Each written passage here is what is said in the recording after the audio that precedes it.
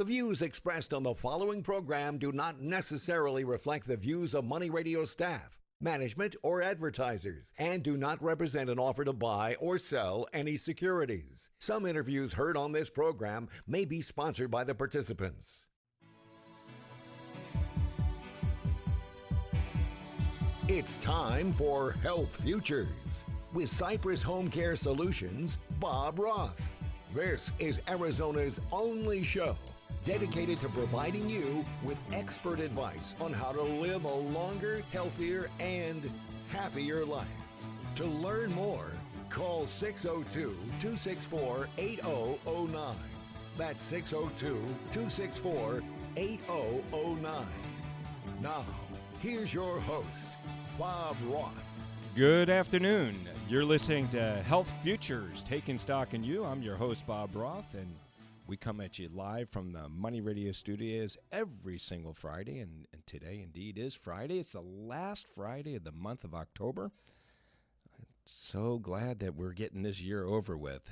It's hard to believe how fast it has flown in the middle of a pandemic, but I would be remiss if I did not really give special attention to something that I wouldn't say celebrate, because nobody wants to celebrate this, but give recognition to breast cancer awareness. So October is Breast Cancer Awareness Month, and I wanted to take an opportunity to bring two special guests here to our show. And I want to just say, if you're just tuning in to our show is about how to live a healthier, happier life. And how do I do that? I bring extraordinary guests to the show, and today is no different.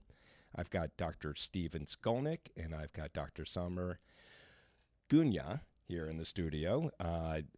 Dr. Sckolnik and Dr. Gunia are with Arizona Center for Cancer Care, and Dr. Gunia works with the division of the Comprehensive Breast Center of Arizona. So we're going to be talking about breast cancer awareness, and Dr. Sckolnik has been on the show before. I hope you're okay with me calling you Steve, and Dr. Gunia, I hope you're okay with me calling you Summer. So welcome back to the show, Steve. Good to see you. Thank you, Mr. Roth. I appreciate it.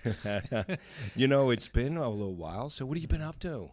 Well, this has been an interesting year for all of us. I think especially in the healthcare field, we've really seen some tremendous adversity, not just amongst the healthcare providers, but for our patients as well. And it's been a challenge, but I think how we've come through is a testament to how dedicated and passionate everybody is to, really what our core goal is to providing the best cancer care to our patients possible. And, we've had to become creative in many ways. And, when you go through your training in medical school and residency and fellowship, the thing they don't train you for is how to operate through a global pandemic. So it's been an interesting experience, to say the least. I would imagine. I really would. And, I also like to think as much as we hear of the horribles that are happening out there, I've had doctors here on the show, and there have been some breakthroughs too. I mean, utilizing some of the innovations and technologies that we presently have. Yeah, absolutely. And I think that was a lot of our concerns, is that, when COVID-19 hit, is everything going to be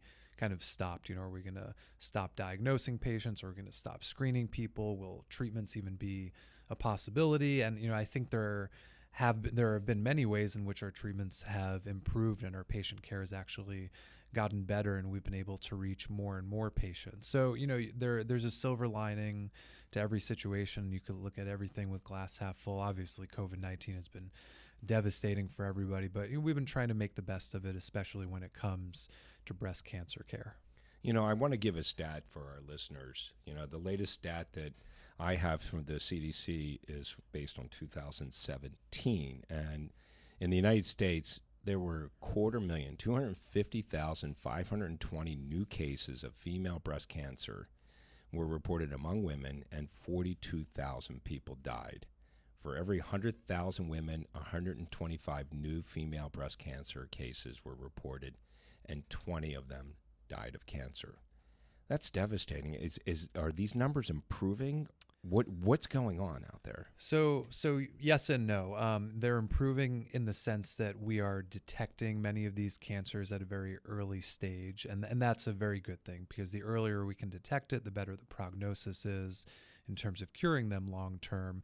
But then again, that's where one of the largest challenges is, that one of the biggest roadblocks that we've come to with COVID-19 and with this pandemic is, how do we safely and effectively screen and diagnose patients? So, Breast Cancer Awareness Month, October, is important every year, but this year especially so, because I think there's so much that is weighing on our minds. Otherwise, people may forget what the value and the utility is of having their screening mammogram or their screening breast exam every year. And I think that that's something that we try to hit home with our patients, is that, this is something that we can actually save lives with. Early detection can improve the cure for so many women. So yes, while that number is high, we're really shifting that trend and making it so that we're diagnosing women at an earlier, more curable stage, rather than having them present with more advanced cancer. So how do we get women to know that things are safe, Sommer? How do we get them to say, no? And I don't know if you're going through your roster of patients that have come in to see you to say, hey, we haven't seen you, you missed your appointment. How do we ensure them that, hey, this exam that doesn't take very long is safe? Yeah, good question. Yeah. So, we're taking precautions. Everyone is in their offices for social distancing. We've definitely decreased the traffic as far as how many patients we allow in the office at the same time. To keep it safe, we're using special cleaning guidelines as far as cleaning the rooms and so forth. And I can assure you, too, the imaging centers also are taking every precaution they can to keep things safe for patients. I actually went and had my mammogram done recently amidst COVID. Right. And, it really was great. They have it to where there's not many people in the waiting room. It's very easily to social distance. They're getting it in and out as quick as they can. And so it's still, even though we're going through this pandemic, it's very important to stay up on your imaging. I'm reading a stat here. Top 10 cancer by rates of new cancer cases, female breasts. Mm-hmm. By far, more than lung cancer. It's crazy. And, and screening is just so important. And, I know that we see the PSAs on television about, buddy check, take a buddy with you. A lot of mothers and daughters, go to get exams together.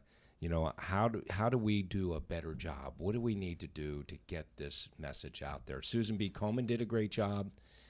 We don't have the walk anymore or the run anymore, but how do we do this? Because if we can at least get someone to get screened, we know where they're at. Yeah, correct. And I think something important too, sadly, I talk to many patients that come into my office that have had their imaging because they found something. But interestingly enough, is most patients tend to think that just because they don't have a family history of breast cancer, that they're not at risk. And unfortunately, that's a misnomer out there. Only about 10% of breast cancers come down the line genetically, meaning having like a BRCA positive or something like that. I would have thought it was so much more. It's only 10. Correct. Wow. Yeah, most is just sporadic. I mean, really, it has to do with environmental factors such as where you grew up, water sources, food sources. So it really just kind of adds up. Interesting. Very, very interesting. And we've talked about it before on the show, and I wrote a column about it. We talked about it when you were talking, Steve, about, coming in and getting screened. And Sommer, you were talking about all the protective measures that you guys are taking to, sterilize everything and keep everything sanitized so that, the patients that come to see you are comfortable. But I mean, the second pandemic is people not coming in for their routine visits. Absolutely. And Sommer, what do you think, having nothing to do with the pandemic, what do you think is the biggest obstacle for somebody getting a mammogram or getting screened? I have a lot of patients who say, well, I just didn't do it until I was in my 60s or 70s, and this was the first screening mammogram that I got. There seems to be a lot of fear. Are those fears of getting screened justified? I mean, now that you've had it done, is it a painful process? Is it uncomfortable? I mean, what do you say when somebody says, well, I'm scared or I'm fearful of getting this done? Yeah, that's a great question. I mean, it's not comfortable to have your mammogram done, but really to get your breasts smashed in between two plates. I try not to use the S word, but yeah. But really, I mean, it's come a long way. The technology, it's come a long way. It's much faster process now than what it used to be. The 3D mammogram is pretty quick as well.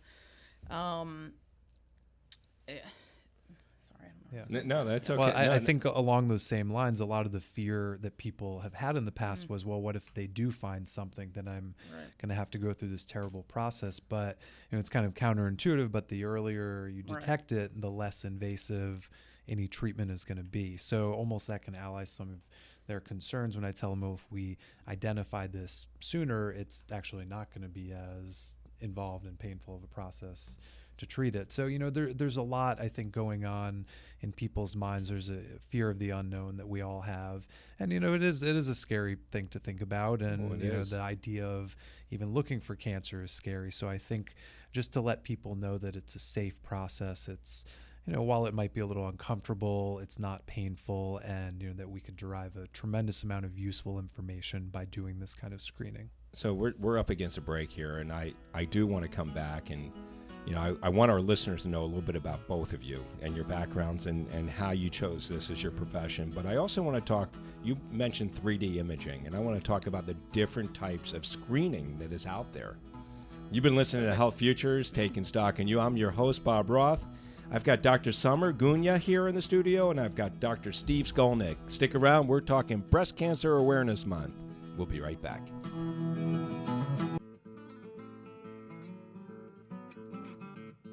Now back to Health Futures, taking stock in you. If you have questions about your own or your loved one's future health care, call 602-264-8009. Now, here's your host, Cypress Home Care Solutions, Bob Roth. Welcome back. You're listening to Health Futures, Taking Stock in You. And if you're just tuning in, we're talking Breast Cancer Awareness Month, and I'm really pleased to have in the studio a return visitor. I got Dr. Steve Sckolnik here in the studio, and I got Dr. Sommer Gunia here as well. They're both from the Arizona Center for Cancer Care, as well as the Comprehensive Breast Center of Arizona. If you missed our first segment, go up to our website at cypresshomecare.com. Click on the media button. Third button down is radio show. You'll catch that first segment, and you'll also catch almost 400 others that we've been bringing to you now for 8 years. So I do want to get back into talking about the types of imaging, but I want our listeners, as well as for me, to know a little bit about both of you guys. So I'm going to put you on the spot, Sommer, first. Where do you hail from? Where'd you get your, where'd you go to get your schooling, medical school, and how did you choose this area of medicine? Yeah. I actually grew up in San Diego. My dad was in the Navy, so we moved around a little bit, but my mom's family's here from Arizona. So I've always felt like Phoenix was my home. I actually came over here and graduated from ASU for undergrad. Boo. So I'm a Sun Devil. Whatever, you wildcat. And I went to medical school in Kansas City, and then I did my fellowship and my my residency in Ohio, so Akron-Canton area. And what is actually your specialty? So I'm a breast surgical oncologist. Okay. So I specialize in breast cancer care. And my specialty is taking care of the breast. I mean, it can be benign things, nipple discharge, but, specializing in breast cancer. And how did you choose that? And I was just, did it just find you by chance, or? Well, it was kind of scary when I was going through rotations when I was in med school to fall in love with surgery, because it's a long residency. I thought my husband was probably going to divorce me, so I was kind of worried about it. But I actually just found breast cancer kind of by mistake. I mean, because general surgeons also treat breast cancer, but it's not as much volume. And so I actually went out with a specialist in the area, and I didn't actually know that existed. But the thing I love about it is it's actually, you're building a relationship with these patients. So sure. I feel kind of almost like a primary care surgeon. So, I get them through the tough part, and then I get the enjoyment of seeing them every 6 months and how well they're doing in their life, or if they're having babies after a diagnosis. I mean, it's pretty exciting. And it's very intimate, obviously. Mm-hmm. And I would imagine, being a surgeon, you must be very good. Finger dexterity, sewing, and stitching is one of your specialties. Yes. You probably don't even take your clothes out to the tailor. You probably do all of your own tailoring. I wish I could say I did, but no. So Sommer, you're one of the few fellowship-trained breast surgical oncologists in the Valley. Where do you think the value is in doing that fellowship? I mean, what you do on a day-to-day basis, could you capably do that without having done a fellowship, or what did you actually pick up and learn during that training that helps with your patient care now? Yeah. There's some general surgeons that have specialized in breast, just kind of been grandfathered in, starting it out and just kind of veering towards breast only. But actually doing a fellowship, you get 1 year where you're working with, of course, experts because they themselves are also breast surgeons. So really, you get that whole year to run your own clinic. So you're reviewing imaging. You're actually taking courses on doing ultrasound because I'm able to do ultrasound and biopsies and so forth. And so really, I feel like not only that, but we're learning techniques about less scarring. So trying to do lumpectomies with almost scarless. I mean, really, Wow. my goal is if you go get your mammogram, I want them to try to find where your incision is. Right. Yeah. That's really awesome. Yeah. I mean, really, really awesome. And I could certainly attest to that. Having treated many of your patients, Summer will sit down to do the physical exam, and I have to think to myself, well, I know that this patient's had surgery. Right. I just can't find the incision. And then you look closely and you find it somewhere along the nipple areola crease, and I say, wow, that was a good surgical. So I think that's what that extra year really probably bought you. I think just that ability to not only treat the cancer, but make it seem as if there's no footprint left behind afterwards. Yeah, the days of the shark bite out of your breast from a lumpectomy is done. It's gone. Nice. No, and again, as I shared before, it's so intimate, and you want somebody to have confidence and be okay with that. And it's people like you that make the world better, and certainly better. Thank you. Better for the patient that is going through this. Yeah, and I think that's one of the things that scares patients too. Is they're back in the days when they did bigger surgeries. I mean, it really could be disfiguring, and it's really not like that anymore. So it really is a benefit to having gone through that. How about you, Steve? What's your background? You I know you're not a Sun Devil. You're a Wildcat. I'm a Wildcat through and through, which causes some strife at work with Dr. Gunia. But we let bygones be bygones and patient care interests. So I'm a Scottsdale native, and I went to Chicago to go to Northwestern for 4 years, and then realized I was not equipped to handle cold weather, and returned and spent the next 10 years in Tucson. Doing my medical school and residency, and I'm a specialist in radiation oncology. So if you think of the care of breast patients being a three-legged stool, that really being composed of breast surgery, medical oncology, and radiation oncology, and we all work quite closely together. And breast cancer and pancreatic cancer are my main areas of focus. And radiation oncology is just so evolved. I mean, it's such precision, right? It's amazing that you can treat the affected area, and not have issues with the surrounding areas. Yeah, absolutely, and very similar to what Summer was saying about how surgical techniques have changed dramatically over the last 10, 20 years. Nowadays, in terms of radiation for the breast, we can do the same treatment that once upon a time took 6 or 7 weeks and was really disfiguring. I hate to use that term, but it was. And now we could accomplish that same thing in 1 to 4 days.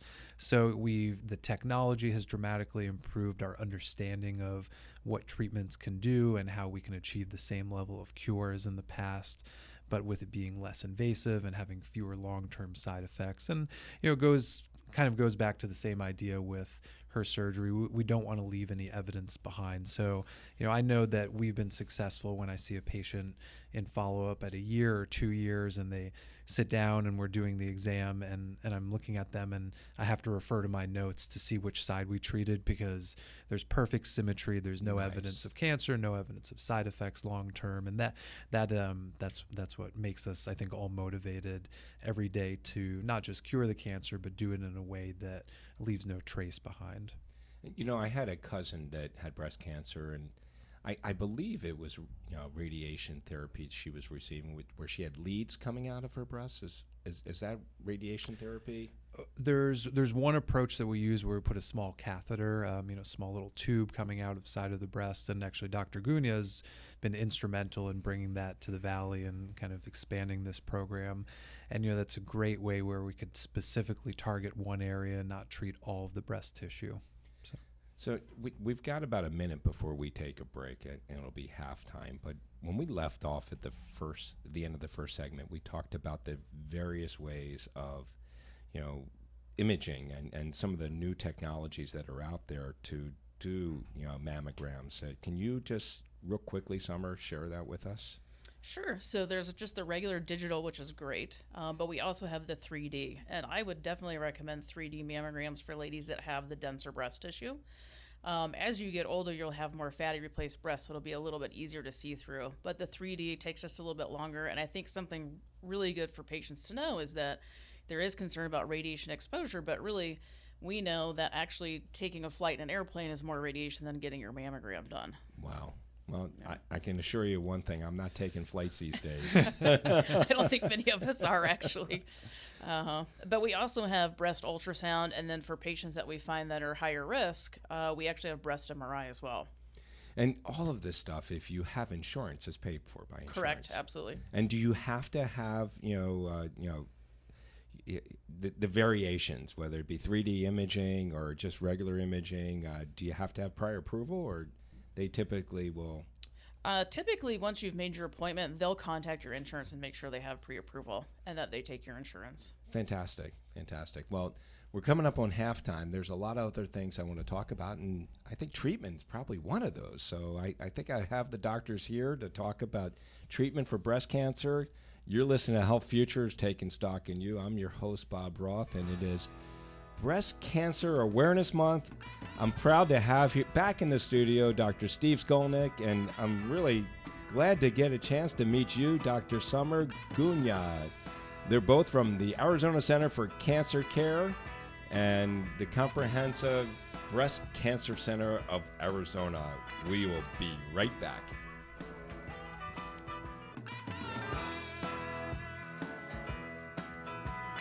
Being in control of your money provides freedom. Learn how to make it, spend it, and invest it. We're Money Radio 1510 and 105.3 FM. Now back to Health Futures, taking stock in you. If you have questions about your own or your loved one's future health care, call 602-264-8009. Now, here's your host, Cypress Home Care Solutions, Bob Roth. Welcome back. You're listening to Health Futures, Taking Stock in You. We're on our second half here. If you're just tuning in, I have got Dr. Steve Sckolnik here in the studio and Dr. Sommer Gunia here as well. They're both with the Arizona Center for Cancer Care and Comprehensive Breast Center of Arizona. And if you can't tell by now, we're talking about Breast Cancer Awareness Month. Coming here right at the very end of the month. It is October 30th. We're coming at you live from the Money Radio studios. And when we broke it the second half, I talked about, hey, I want to talk about treatment and some of the breakthroughs and some of the things that you guys are working on and what you're seeing in terms of innovations. But before I jump into that, I want to talk about breast cancer in men, because everyone talks about women, and breast cancer does happen with men. And I'd love to hear from the two doctors here in the room. Do you see men coming into your offices? What is going on? Yeah, so male breast cancer is just about 1% of all breast cancer diagnoses. It's much more common in somebody with a family history or an inherited disorder like Dr. Gunia alluded to before, the BRCA, the BRCA mutations. So especially for men with a family history of male breast cancer or a family history of a genetic disorder like BRCA, they should really be undergoing early exams each year and should consider doing mammography and other screening imaging as well.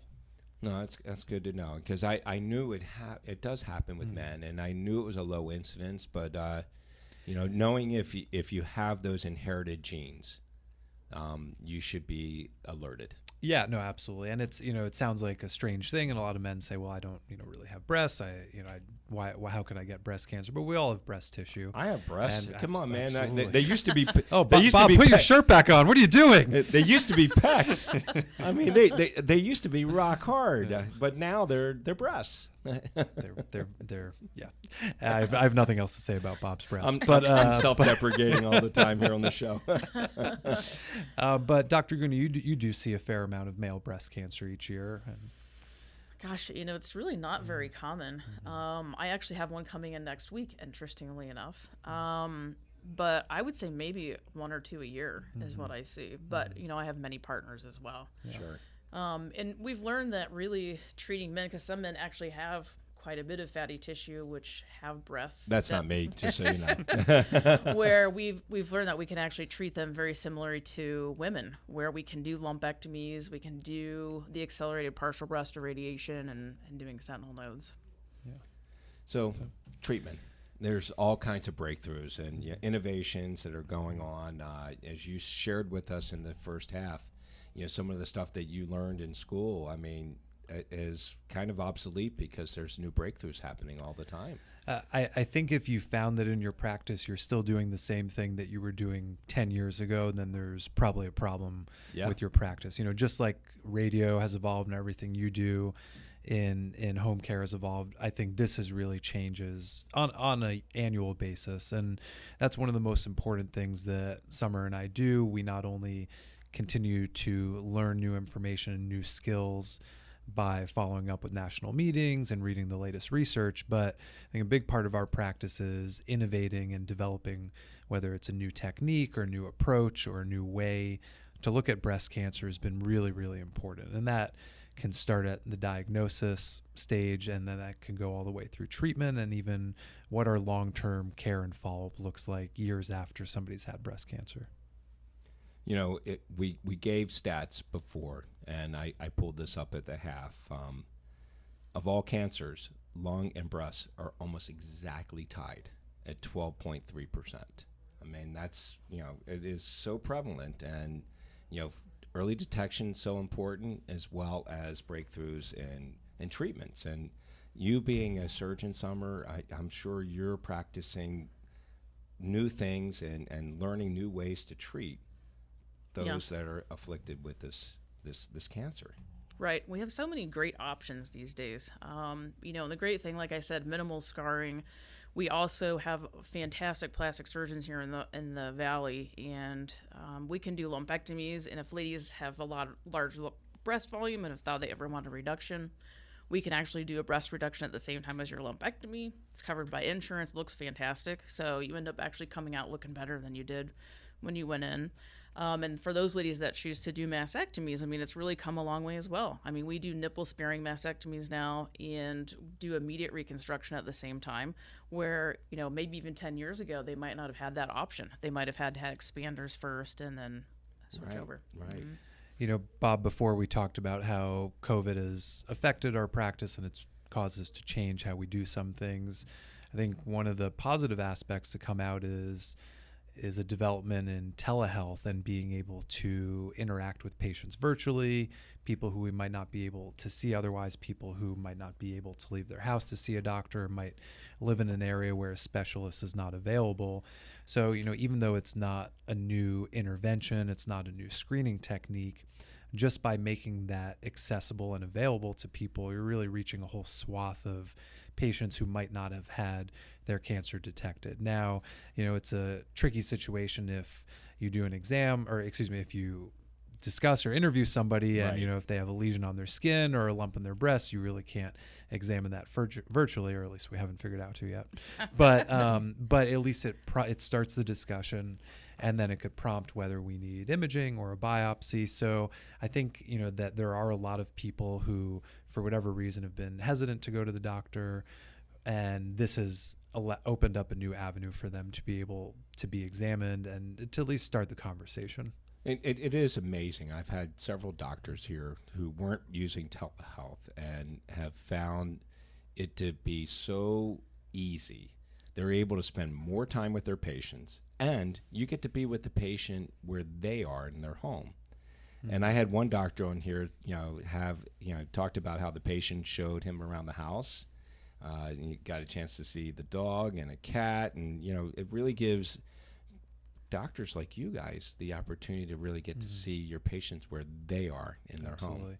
And just a good example that a cardiologist friend of mine told me last week. He said, I have a patient who every time they're in the office, their blood pressure would go so high, and you were trying them all these different medications, and every time we saw him in the office, it just never helped. And he said he could tell the patient was anxious, but he did everything he could to make them calm and feel welcome, and they're just always uncomfortable being there. And now that patient and others, he started doing remote telehealth visits with them, and they have their own blood pressure cuff at home, and they measure it at home when they're in their own comfortable setting, and their blood pressure is perfect. And so I think there's just interesting little things that we've found that whether it's white coat syndrome of somebody being nervous about being around their physician in the office and having a high blood pressure, or somebody who maybe hasn't been to the doctor in 20 years and now finds that they're able to do that, I think it's really, really opened the door up to a lot of people getting better health care.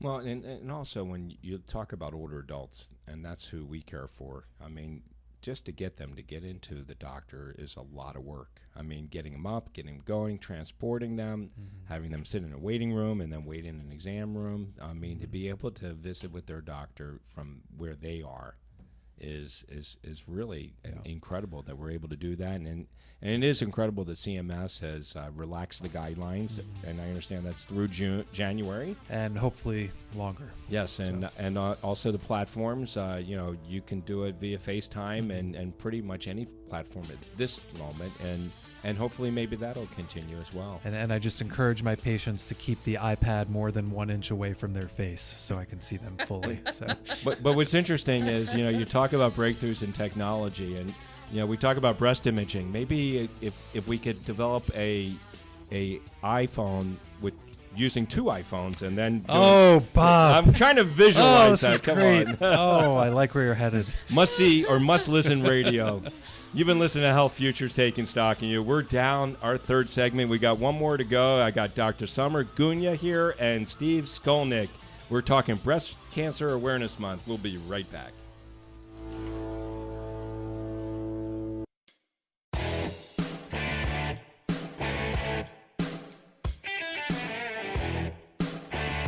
Now back to Health Futures, taking stock in you. If you have questions about your own or your loved one's future health care, call 602-264-8009. Now, here's your host, Cypress Home Care Solutions, Bob Roth. Welcome back. You're listening to Health Futures, Taking Stock in You. I'm your host, Bob Roth, and if you're just tuning in, I've got Dr. Sommer Gunia here and Dr. Steve Sckolnik. They're both with the Arizona Center for Cancer Care and the Comprehensive Breast Center of Arizona. If you missed our first 3 segments, go up to our website at cypresshomecare.com. Click on the media button. 3rd button down is radio show. I am looking at these 2, and they did bring along with them a pink mask for me to celebrate Breast Cancer Awareness Month. And I really appreciate you guys doing that. Thank you. Thank you. Thank you. And you'll be getting the invoice for 3 cents later. Well, you know what? PPE is really, really now, I understand, going to be challenged in terms of supply with the 3rd wave, 2nd wave, whatever you want to call it. But, I don't think our public, actually, the layperson in our country even knew what PPE was, but now everyone does know what it is. Yep. Added a new word to our lexicon. Exactly. So as we conclude our show here, I want to talk about screening and high-risk screening. And Summer, I'm looking at you. What are some of the tips that you can give our listeners in terms of, when they should start and, what kind of screening they should be looking at? Yeah, so there's definitely some conflicting numbers out there. But, after reviewing the literature and just been doing what I've been doing for so long, my recommendation is mammogram, just baseline between the age of 35 and 40. And this is for anybody. And then getting your mammogram every year starting at age 40. And for ladies that have some dense breast tissue, I also order ultrasounds for my patients as well. And that's once a year. Now, for patients that are higher risk, meaning their risk of breast cancer is 20% or higher, they're in a different category. So they actually would do mammogram every year plus a breast MRI, and those are alternating every 6 months. And the reason behind that is if something's going to happen, we want to catch it super early. Right. Very, very interesting, and it's good for our listeners to definitely know that, obviously there's some high risk, people that have, genetic predisposition, as well as one of the things you did share with us, Steve. A lot of it is caused by environment. You said what percentage is genetic? So about 10% is probably related to some genetic cause. I always thought it was so much higher than that. And I think the layperson probably thinks that as well. And that's the tricky thing is a lot of people say, well, I have no family history and I have no history of genetic conditions in the family. But the truth is that 2/3 of patients won't have any first or second degree relative, and they won't have any genetic abnormality known in their family. So, if we just said, well, we're only going to screen the 1/3 of people who do have that, we'd be missing a tremendous amount of the population that is walking around with this and letting it percolate and develop under the surface, and we'd only detect it at a much later stage. Right. No, listen, like I said, and I gave stats earlier in the show, 250,000 people, new breast cancer was reported, female breast cancer, and 42,000 people died. For every 100,000 women, 125 new female breast cancer cases were reported, and 20 people died. In the state of Arizona, in 2017, we have an incident of 109 per 100,000 women, and there were 4,754 female breast cancer cases that were reported. Yeah. So, Bob, we know that screening works, and we know it's effective at detecting breast cancers and curing breast cancers. What we don't really know is when we should stop doing screening. Mm-hmm. Sommer, do you have any opinion on this? Because it's a bit controversial between primary care doctors and specialists. So, what are your thoughts and your experiences in when we should stop screening people, if at all? It's a good question. So the American Society of Breast Surgeons, we meet every year, and their recommendation is if you have a good 5 years, so if you're healthy enough to where it could be impactful. So, it doesn't matter age-wise, it just matters how you're doing health-wise. I have to say here in Scottsdale, 90 is the new 80. Really, people are much healthier and they live much longer. So I think to have a cutoff time is silly. Really, because the treatments can be so easy. Right. And, one of the things we haven't talked about is self-exams. And, is there a proper technique? And, obviously, if you can't be with your physician and walk through that, is there a resource that they can go through?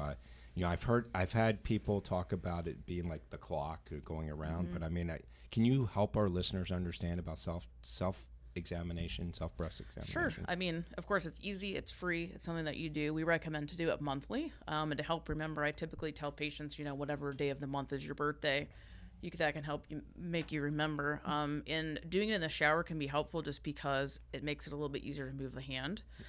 So you should be doing it standing up, not lying down. You can do it either way, actually. Okay. It's just as long I would do it the same way every month, just so that you'll remember what the contour of the breast feels like. Right. And I think there's quite a few ladies, too, that just have lumpy, bumpy breast tissue, and it really scares them to the exams. But I always tell them, your brain will remember what it feels like, and so you would be the first one to notice if something changes. And if you do go through a self-breast examination and you do feel something, I think you have probably a message for the ladies, too, and that is don't think you're going to die, right? Correct, right. Because if all of a sudden you feel something that you didn't feel before, I'm sure we don't want them to be over anxious and think that they're going to have breast cancer and they're going to die. Right. Majority of times it's going to be something that's benign. Ladies get cysts. We get other things that are benign. But the important thing is recognizing it and then getting your imaging. Some patients tell me, well, I have really dense breasts. Should I keep getting imaging? Because they always say it's just dense. They can't see anything. What's the breast surgical take on that situation? That's a great question. So for ladies that have denser breast tissue, it just means it's thick. So it's going to be harder to find smaller things on mammogram. 3D mammogram actually is going to be better than just the standard. But the one thing that mammograms can catch that possibly ultrasound or MRI can't pick up is microcalcifications. And that can be actually the very first sign that we see of early stage breast cancer. So for patients that I do mammogram and ultrasound, the reason I don't just do ultrasound is because I want to make sure there's not microcalcifications. So there's definitely a reason to do it. It's interesting because I think that's what cardiologists look for too in the arteries, that calcification that's going on. So we're getting ready to wind down our show. Is there any question I haven't asked? Anything you want to leave our listeners as we wrap up not only this show, but Breast Cancer Awareness Month here October 30th on Friday? Yeah, and I think that the key in that statement is awareness. It's awareness that this is a curable disease if caught early enough. It's awareness that the diagnosis is non-invasive, that we can get good information just by doing a simple screening exam. And if we just make that our yearly habit, that has been shown in many, many large trials to cure more patients than if we didn't do that. So, the hardest thing for Summer and I is when we see a patient who has an advanced breast cancer that is, so-called gotten out of the bag, that we can't cure it at that point. And that's just devastating when we know that if we had just had regular screening and follow-up, we could have detected and treated and cured that years beforehand, and we never would have gotten in that situation. So, I think our ultimate goal is, if we do see somebody with breast cancer, to treat them and cure them, and that 10 years they're waving goodbye to us because they don't ever need us again. And I think that that's what drives us and pushes us in this field, and that's what we hope for all of our patients. And it has to be hard for you when you see somebody that this cancer, this death sentence, for lack of a better word, could have been averted had they done some screening. I mean, I can't imagine the feelings that you must have as doctors, and you're seeing these folks and like, this could have been averted. Right. Well, and I think patients are scared too, because we've all seen those terrible movies with people going through chemotherapy and things like that. But I think the important thing for them to know is most breast cancers, when we find them now, are curable, and not all breast cancers need chemotherapy. I mean, we really know these cancers down to their genetic makeup. And the last question I have for you is, back in the day when I was younger, silicone implants were really big, and we know what silicone implants have done to so many of these ladies in terms of causing cancer. I mean, are you still seeing people with silicone implants, or have you seen patients that have had, cancer as a result of that silicone leaking? That cancer is really rare. I mean, I've had one patient that's had that, but we see silicone implants all the time. I can't thank you guys enough. Dr. Steve Sckolnik, Dr. Sommer Gunia, both from the Arizona Center for Cancer Care and Comprehensive Breast Center of Arizona. Thank you so much. Make it a great day. Have a great weekend. Thank Bob. Happy Halloween. Yeah, thank you. No place like home. You've been listening to Bob Roth's Health Futures. If you have questions about your own or your loved one's future health care, call Cypress Home Care Solutions at 602-264-8009. That's 602-264-8009. Or visit cypresshomecare.com. Be sure to join Health Futures with Bob Roth every Friday at noon, right here on Money Radio 1510 and 105.3